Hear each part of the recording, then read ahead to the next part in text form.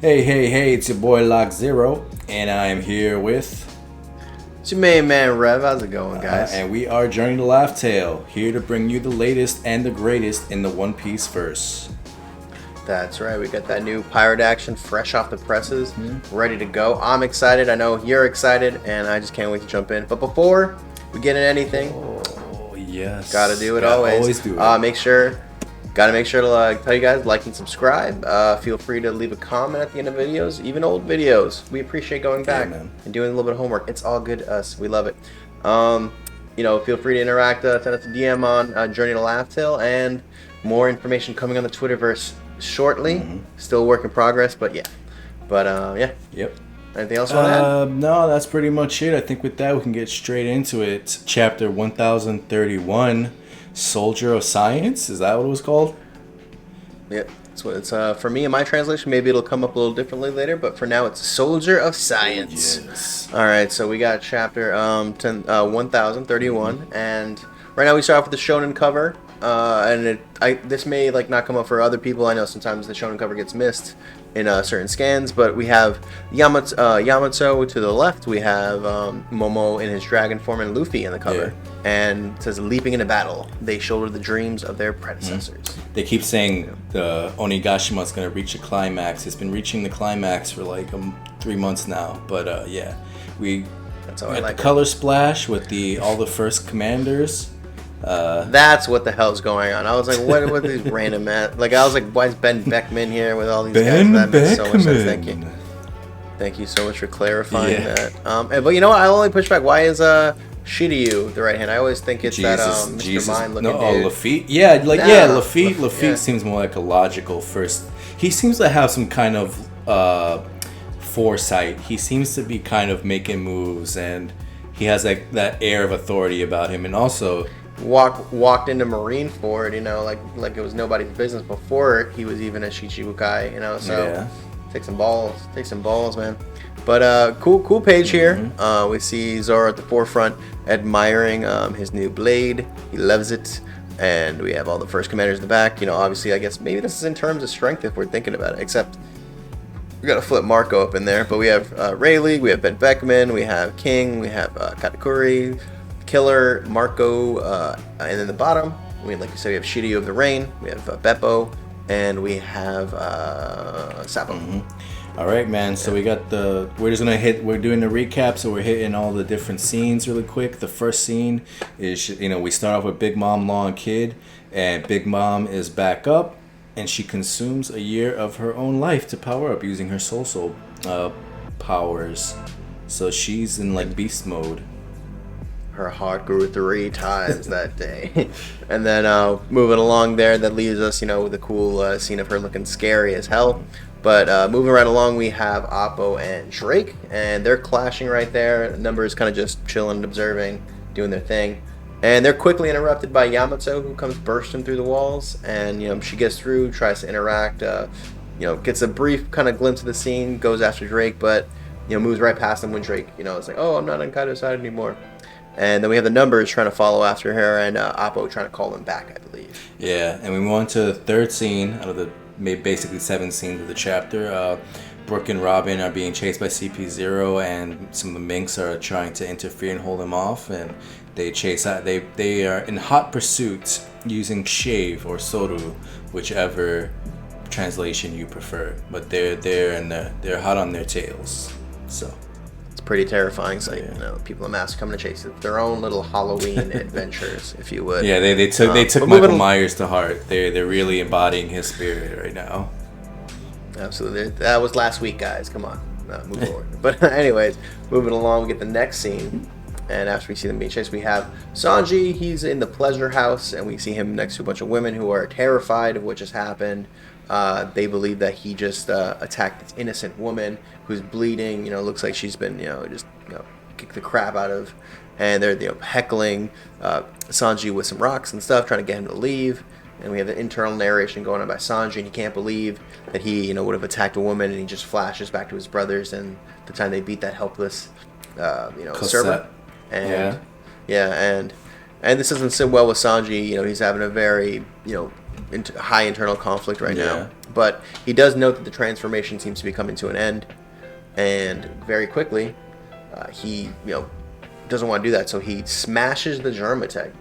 No more Germa raid suits. So there goes my hopes and dreams of Power Ranger white. Yeah, that completely fucking destroys my theory. Well, I don't know. We'll get into that later. But after he destroys the tech, the next scene we get is he calls Zoro, and he has a little conversation with him. He requests that should he lose himself, his Sanji-ness, his personality, he tells Zoro, hey, we're gonna win this fight, but if I'm not myself when all this is said and done, I want you to take care of me, take me out. And Zoro's confused, but he says, okay, I am on board if that's what you want. So you think I've been playing all of you, trying to kill you. It's like, all right, you want to make it easy. I got something to look forward to, man. Great, I'll kill you. But right after that, Sanji thanks him for taking him out possibly in the future. We get Queen interact with him, and he looks, and Sanji vanishes, and Sanji unloads on him with a hell memory, and is stomping him into the air. And that's how we end this chapter. Yeah, even though it doesn't say it, I'm pretty sure there's a break next week. I hope not. I'm pretty sure there's a break. I mean, I don't know. It doesn't say break, so I'm going to pray and hope that we can get a break. That's just how I live my life. But yes, we can now move on to the discussion. Got so much to talk But yeah, about. I mean, just to start out with the color splash thing, I mean, you mentioned with the first commanders, a lot of people were, half and half. A lot of people were under the impression that Shiryu is the first commander, and Burgess the other half were like it was Burgess. Lafitte would have been my choice. I'm glad you mentioned that. He seems like the natural first commander role to me, but it's not. It's not like, Lafitte. Well, it speaks of a little bit of trust that I don't think is going to be there in the Blackbeard Pirates. So I think that's why I'm a little hesitant on that, because it's like I think that Blackbeard probably trusts his main 5 guys. I don't know why he would trust Shiryu as much. It seems like an opportunist thing. Yeah. But I did think at first this was ranking these guys in terms of strength. The top where it has the Ray League, and then Ben Beckman, then King, and then Katakuri. But then when you get to Killer and Marco, I'm like, I'm going to push back there. I don't think Killer is quite above Marco. Yeah. In fact, I don't think Katakuri may not be on Marco's level. I think Marco may actually be stronger than him. A little bit stronger than King. He did fight off 3 of them at the same time. At least hold them off. I would say make that argument. He's probably in the bracket of Rayleigh and Ben Beckman. Don't know who's who. I mean, Rayleigh. I don't think he's quite there, because I don't think he's quite as strong as the Admirals. But I think he's on that cusp. I think he is in that ranking area. So I think like he's right there at King. Because I think Ben Beckman is probably like almost Yonko level himself. I think like he's gonna be on like a higher tier, like a higher first commander tier. Because I think the Redhead Pirates got some monsters on there. Mm-hmm. Yeah, but yeah, the whole confusion. Sorry, I keep going back to this. The whole confusion with the Shiryu thing. It's like Jesus Burgess is supposed to be like the first Titanic commander, or like Blackbeard has the 10 Titan commanders or whatever, and like Burgess is on the first. I guess his quote unquote title is the first one. So and then also Shiryu joined like way later after. He had already picked up his original 5, so what I mean, like you'd think there's some kind of seniority or something, but I don't know. It's an interesting. Maybe it's because we know that this will be the guy that fights Zoro later, so Yeah. it's like we're gonna elevate him now. Yeah, if anything, I was thinking he might have been shoehorned in to that position just so that since Zoro's Luffy's first commander, he's a sword fighter, then he has to fight another swordsman or something. You know what I mean? So. That's kind of what I'm thinking too. That's generally the pattern that goes on with these things. And if Luffy had just been able to fight Big Mom, then Katakuri probably would have gone to Zoro, but things didn't work out, and we got a better fight out of it because of that. But really dope color page. I really like this. Beppo just chilling in the background, looking sexy as all hell. But moving on, we go to the first part of this, and that is Big Mom arising from the wreckage. And even before that, I like the interaction we have here with Law and Kid, and still showing that Kid's not they're not best friends. you know, they're not buddy buddy where he's gonna be like, oh yeah, this is the time limit, or this is how my ability awakening works. Like, why would I do that? Like, I'm still probably trying to beat you after all this is said and done. You know? I didn't forget. You're not gonna pull one over me just because I'm tired. It'd be the kind of thing that Luffy would do, but you know, not Kid. Kid's more heady. Yeah. Than that. Yeah, Kid has some trust issues, and they're warranted, but at the same time, like this petty, like, I'm not gonna do what you tell me to do, meh, kind of thing. Is like, all right, enough, get over it already. You got shit to do. Like, put that aside, please. That petulant emperor thing, though. That's kind of the pattern of it, how it goes. But like I predicted, this doesn't hold Big Mom down for a second. Not. I don't know why the fodder were under the impression that this was gonna be enough to, wrap her up, so to speak. But she completely. She life or Oshiruko's them and steals their spirits, but they're not enough. And she infuses their spirits into the steel beams and makes some little homies around her. But yeah, I mean, she's like, I make whole cake island wherever I go, son. I don't need that place. I just parties wherever I'm at. But she gives us a new insight to her ability, so it takes a bit of her own life to go to super monster mecha Big Mom form. Yeah. And gets all scary and giant and glowy. Mm-hmm. And is this hockey? Who knows? Is it just the fear these captains feel right now, facing such a terror?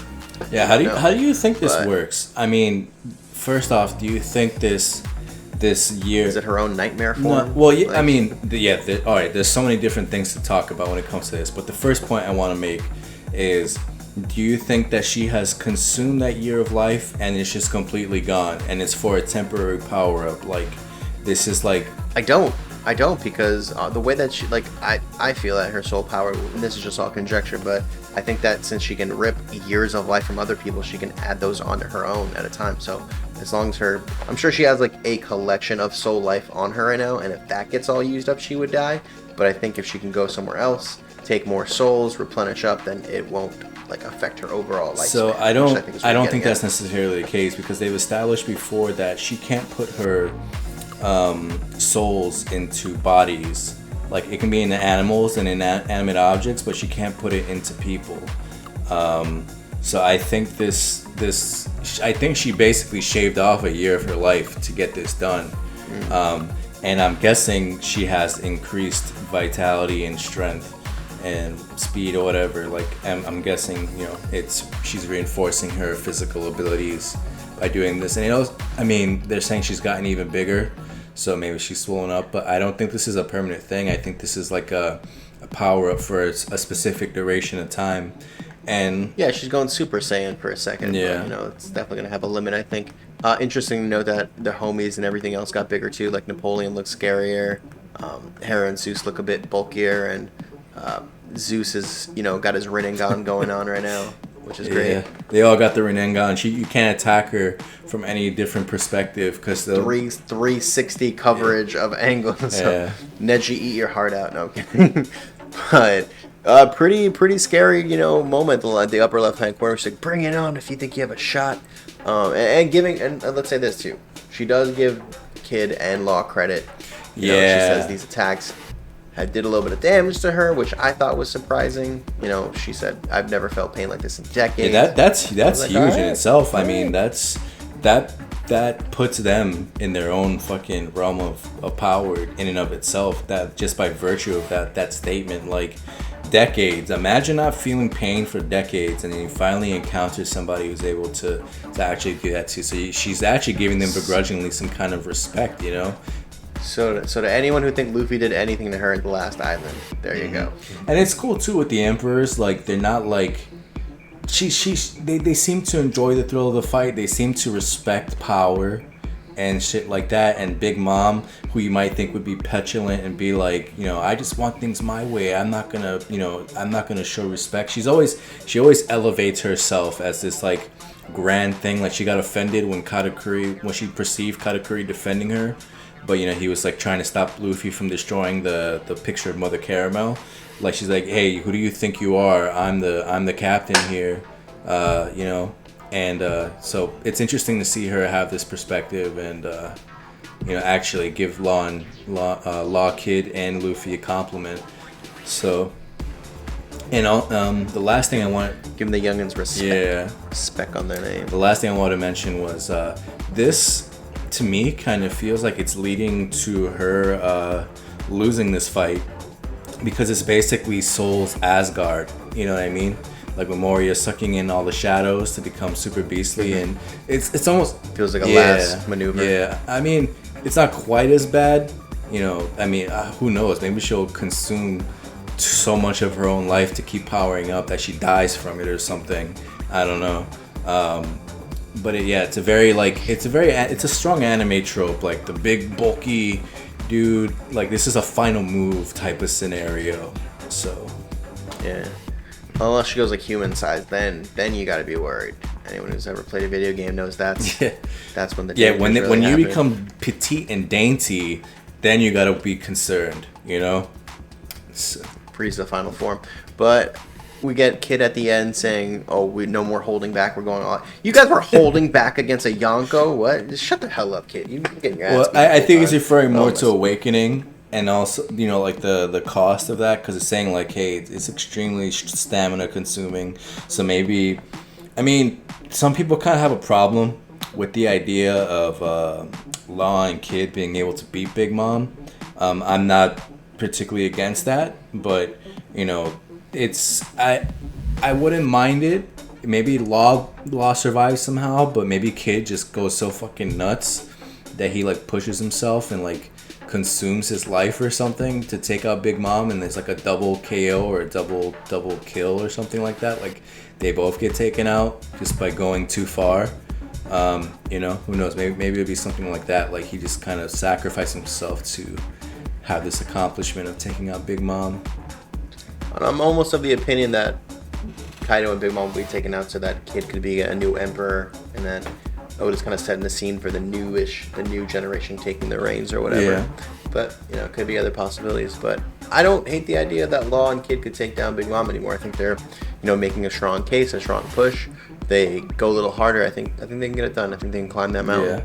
No, I'm not. Yeah, I don't think it's outside of their own possibility. And Luffy doesn't have to beat every freaking big guy in the series. I think that's another thing that everyone's like, oh, the main hero has to beat the big guy. It doesn't have to happen that way. It doesn't necessarily happen. Yeah. Either way, it took out. two of them to accomplish what Luffy is trying to accomplish. You know what I mean? So that's a separation of power in and of itself.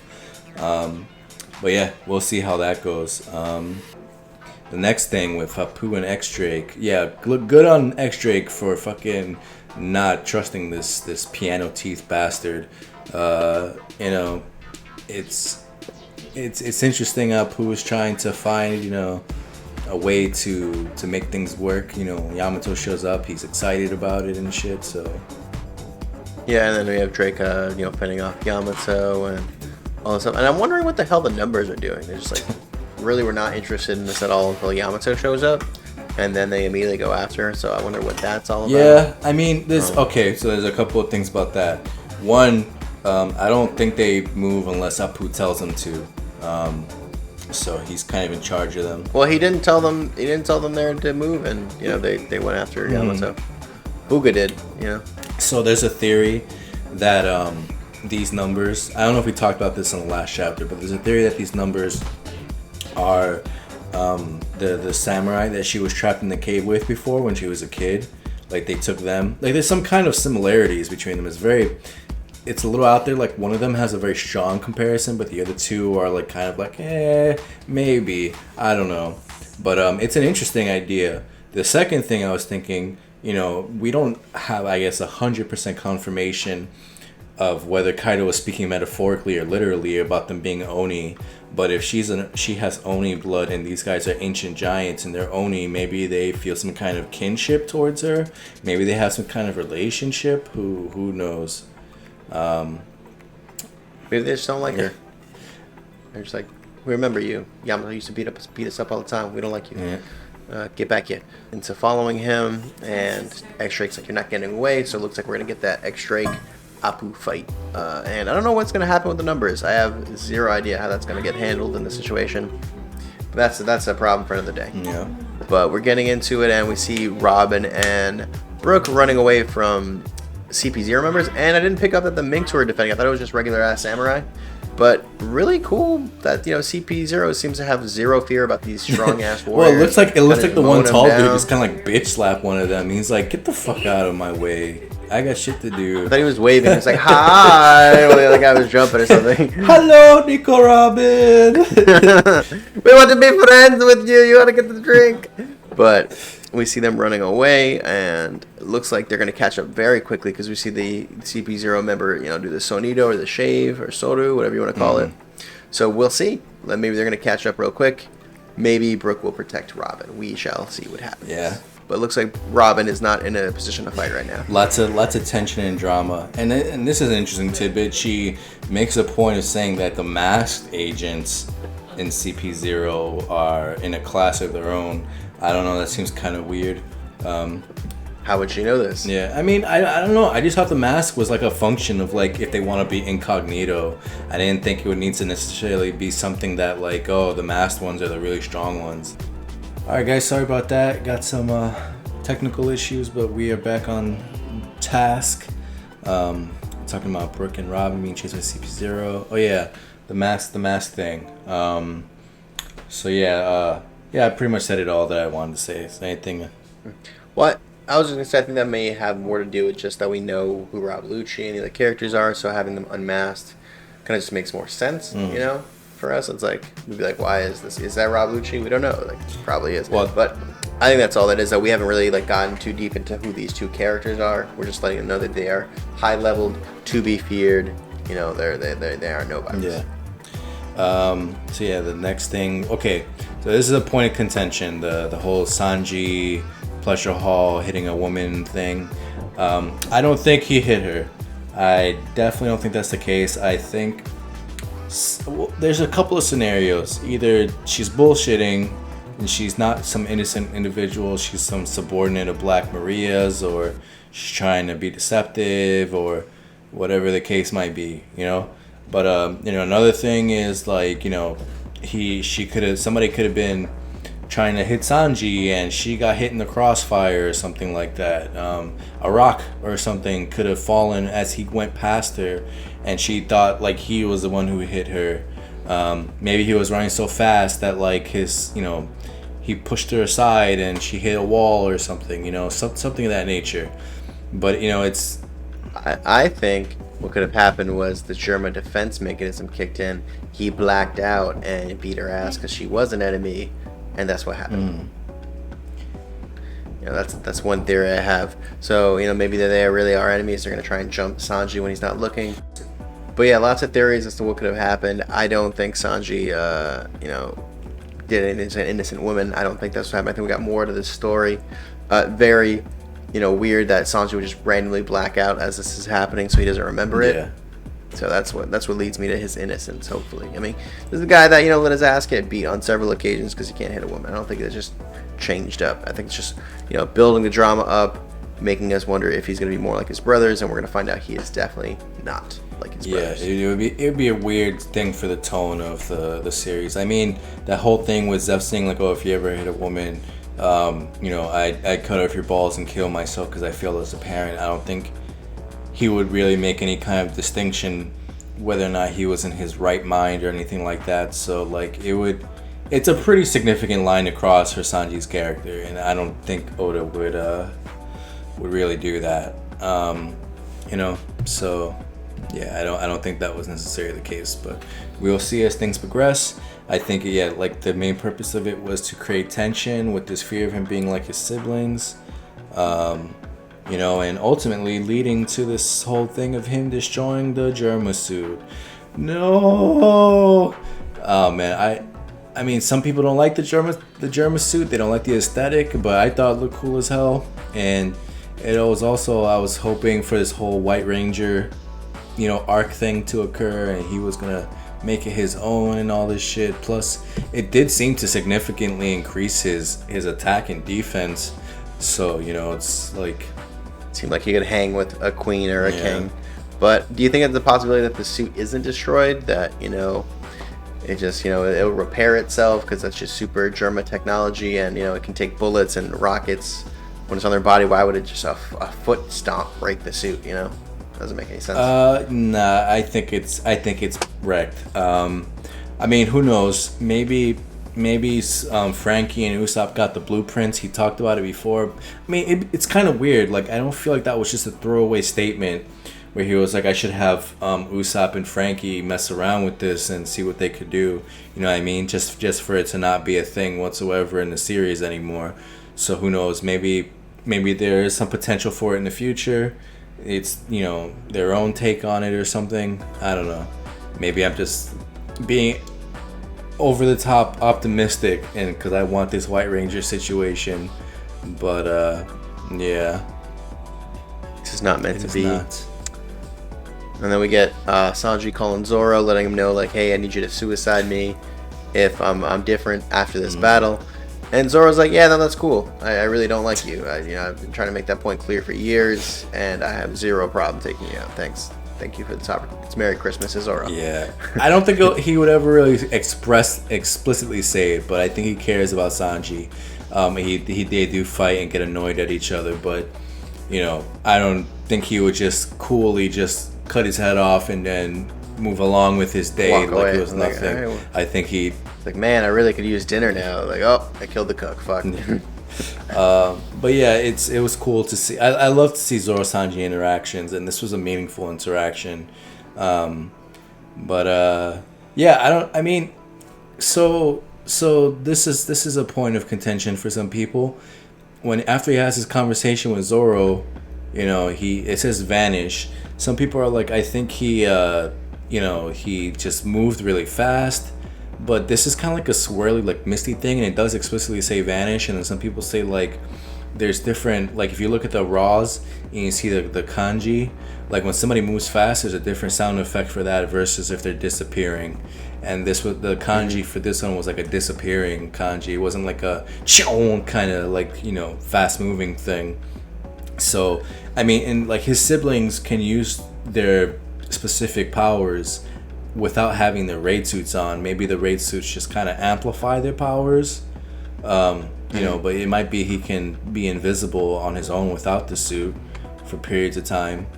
And as far could be. I did take it to mean that he like just was moving super fast, but that also could be an interesting theory, that because he shows up right in his face. He doesn't show up behind Queen. You know, he shows up right, just up close and personal. Yeah. So, and we don't see any like movement or any rocks moving around the panel right before. You know, he has enough time to talk and discuss it, so it's not like a and then like a kick. It's like there's a second gap there before Sanji gets ready to strike. Yeah. But yeah, I mean, I hope what he has gained is permanent. I hope he does have the increased durability, the exoskeleton thing. Something that people point out, I actually didn't notice this myself the first time I read this, but Sanji's eyebrows are reversed. So they're like his siblings now, where their curl is on the outside versus on the inside how it normally is. So word, yeah, I didn't notice that either. Oh no, evil Sanji now. We got evil Sanji. You're gonna disappoint your mother so bad. Yeah. But hopefully not. I don't know how I feel about it. You know, I don't know how I feel with this Sanji hitting women thing. Definitely not the direction I thought this whole thing was gonna go. But we'll just have to wait and see. We'll just have to wait and see what happens. I don't want Sanji to die. I love Sanji. Love me some perverted. It's interesting because it's like, oh man, this is creating anxiety in me. Like, what's gonna happen with Sanji? But in reality, I mean, it's like I really have a hard time seeing Oda going that route and having him actually hit a woman. Like it creates a lot of problems.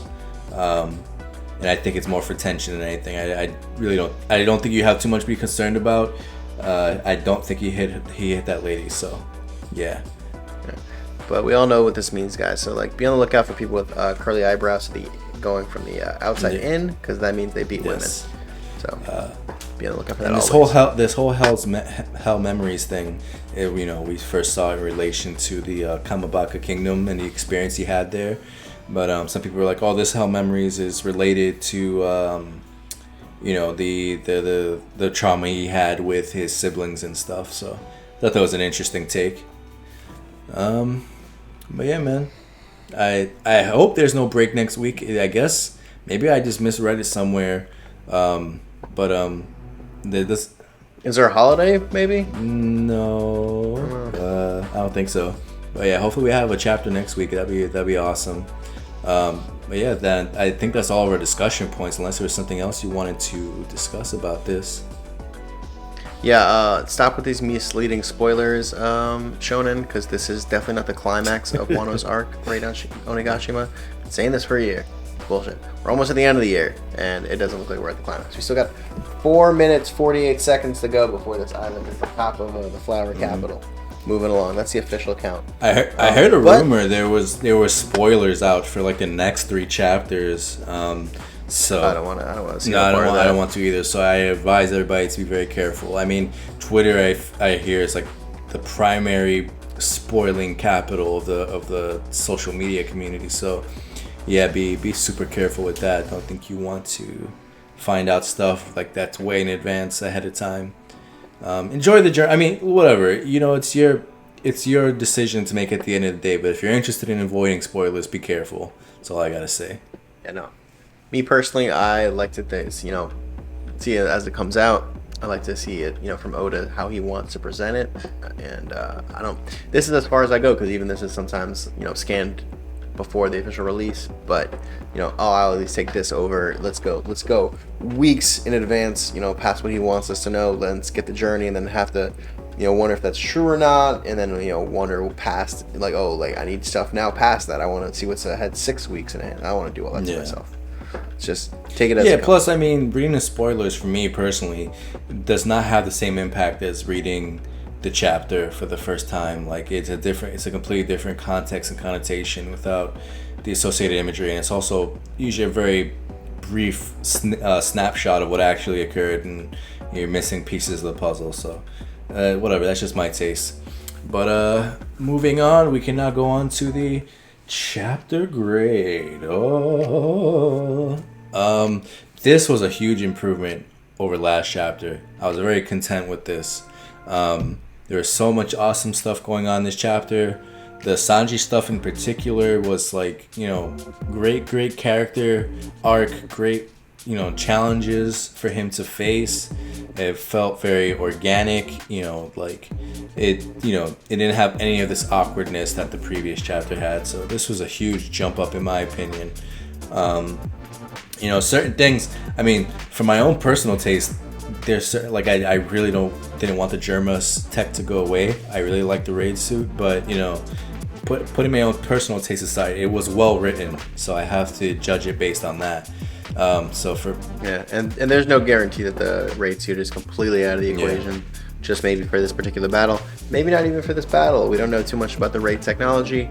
Could be that it self heals. Could be like a symbiote similar thing where it comes on where it's like, we are Germa, and it jumps in on him. We don't know. We'll see how it keeps going. But interesting developments. I did not love that Sanji, could be a woman beater now. That's just so against his character that it kind of grinding my gears a little bit, but I'm willing to see where the journey goes, to see what path he's taking us on, how this really will play out. I actually kind of think about this relative to Water 7. I didn't start reading One Piece until when Dressrosa was going on, but if I had been reading from the very beginning and then Water 7 happens, I know I would have felt probably the same similar anxiety about Usopp, oh man, why is Usopp behaving like this, what's going on, blah blah. But there was such a great payoff to that, you know what I mean, and it was awesome. So I'm hoping it's a similar kind of situation here, we're gonna have some kind of tension and drama behind his character, and then there'll be some kind of awesome resolve to it, when everything is said and done. So, and also great pickup on the reversed curly eyebrow thing. Well, like I said, I didn't even notice it. But whoever picked it up, kudos to you. You are dedicated. You guys got your eyes on the prize, and that was a great observation for whoever got that. And it's clear, in the flashback, you see the internal curl, and then right next to it, you see the outternal curl, right next to him, in his little flashback memories of his brothers. But is that all it takes? Just your eyebrows reverse and suddenly you're a villain? Yeah. I hope it's not that simple. What was your grade? I give this chapter an 8.2. Solid chapter entry. Much improved over last week. The Sanji stuff to me wasn't as great personally, but everything else felt like it was good movement forward in the chapter. The Big Mom stuff was epic as hell. Seeing her, go to Mega form, Ultra Instinct Big Mom mode is pretty dope. And I'm more interested in that fight than ever before. I think Kid and Law are going to take it to the next level. Will they be able to win? I don't know that. I don't, in fact, I'd still say the odds are pretty against them. But I want to see what the hell happens next. This is awesome. The X-Drake and Oppo stuff is whatever. I get it. It needs to it needs to happen. It needs to. But to be honest, I freaking hate Apu sometimes. I hope he gets beaten up. And I don't love Drake, so him being the one to beat him, it's not like, oh, this is awesome. To me, I think would have been better if Killer could have taken out Apu. That would have given me some satisfaction, and Drake and Hawkins could have bored each other to death or something. I don't know. Interesting. I give it an 8.9. I was very happy with it. Like I said, it's not based on my personal taste, but based on the storytelling and the way the chapter flowed and everything. I rank it pretty highly. I think this is a great chapter and much needed after fucking travesty of shit. Last week's whatever. Yeah. So 8.2 and 8.9. And now we can go on to our MVP. Oh, I think it's Sanji. Sanji making some bold moves. Regardless of whether they pan out well for him or not, he's making his own decisions. He's pushing things forward, and he's kicking the shit out of Queen. It's looking pretty good for him. I'm gonna go in a different direction here. I'm gonna give it to Big Mom this week. Really cool seeing her pop up, not being like, oh, I'll be delayed by this super light magnetic attack. Yeah, I got magnets from a refrigerator that's gonna hurt Big Mom. Get out of here. And seeing her give the respect not just to Kid and Law, but also to Luffy, and realizing they're a significant threat is really cool. Really got me interested in this fight. Seeing her in Super God Death mode is fucking phenomenal, and she looks terrifying. She has flames coming out of her eyeballs. And I just want to see more and more of this fight. I'm very all into that, and I think she definitely set the tone very strongly from the get. And to me, just because I didn't love the Sanji stuff so much, I didn't like that he destroyed his raid suit. I didn't like that he could be potentially a wife beater, or woman beater. That's just such an antithesis of his character that I think he may get MVP in a couple weeks, just because of, I'm sure, what his follow-up actions and what's going to be revealed will do for him. So that being said, me not loving all that happened, and Big Mom getting me just so amped up for this mega level fight, that's why she gets the honors from me. And yeah, get to see a little bit more showcase of her powers and a little bit more of her personality. So Big Mom for me is my MVP. Nice. Do you think this is an awakening of her power? That she... No, I don't actually. I think that she can take this to another level, which is weird. Scary as fuck to say. Well, now that we've done the MVP, we can get into our predictions, and we can continue on that thread. And you can tell me, what do you have, if any, speculation that her awakening is?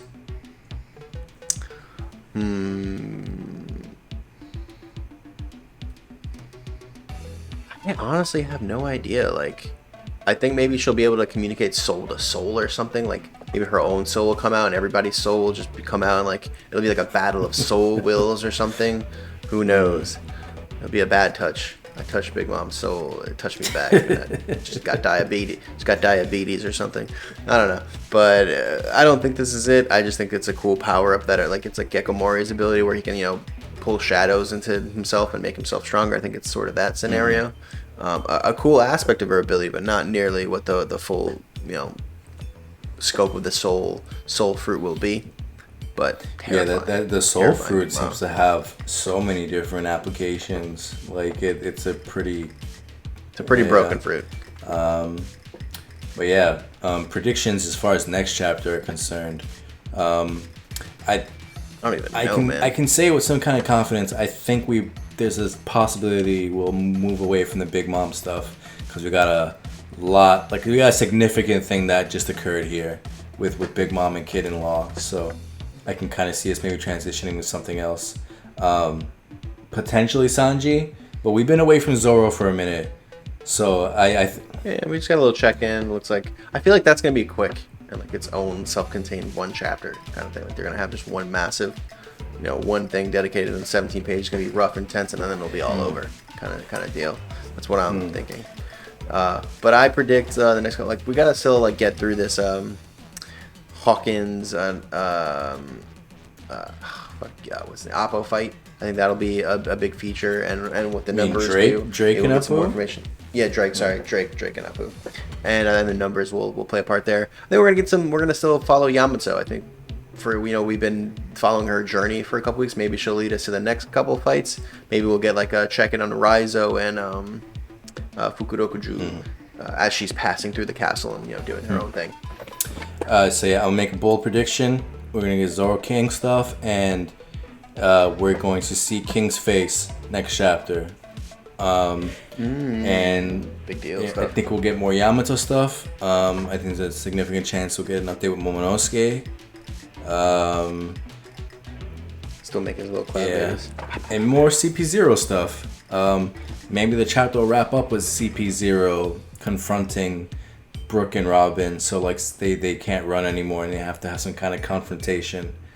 But yeah, that's my big prediction. King face next chapter. Believe it. King's whole face. Could be a pretty good prediction. I also like the CP0 stuff. I think we're gonna stay with them. Like he's not just gonna zip over to their side and then it's like, oh yeah, he's still zipping over to our side 30 minutes later. Like that wouldn't make any sense either.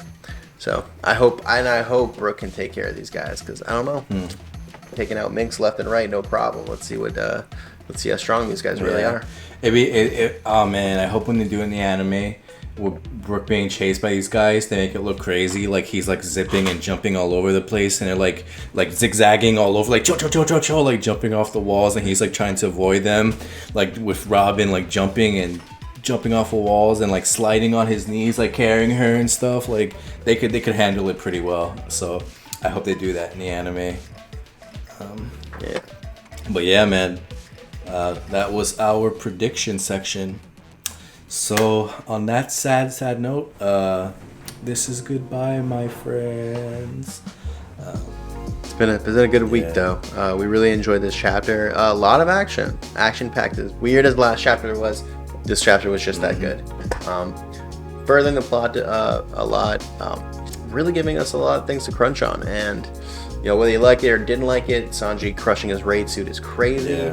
And let's see if he can step up and bring the fight to Queen now. Now Queen has no reason to delay this fight. That's one note. Since he was looking for Sanji to open that raid suit, now he's like, to me, I think Queen will just like, all right, it's business time. I really was just letting you to survive so I could see that. You're not going to do it. I'm going to kill you now. And then they're going to have their moment sooner rather than later. For reals. But yeah, man, before we go, I just want to remind you guys again to please hit that like and subscribe. And please check out the social media links. And I think that's pretty much it, man. And just a little teaser for you guys. We got a couple things cooking. I think we have a tier video soon to come. So be on the lookout for that. We don't know when it's dropping, but dropping soon in the theaters near you. Yes. But, on a more serious note, we love you guys, having you guys here. Anything you guys can do helps. Give us a like, give us a comment. We love feedback. More than willing to take the time to discuss any theories you guys may have.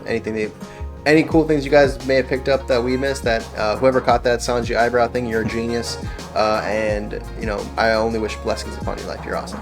So anything you guys may have picked up on, let us know. We'd be happy to discuss that with you. And on that note, I am Lock Zero. I'm your main man, Rev. Left Hill, and we will see you next time. Peace.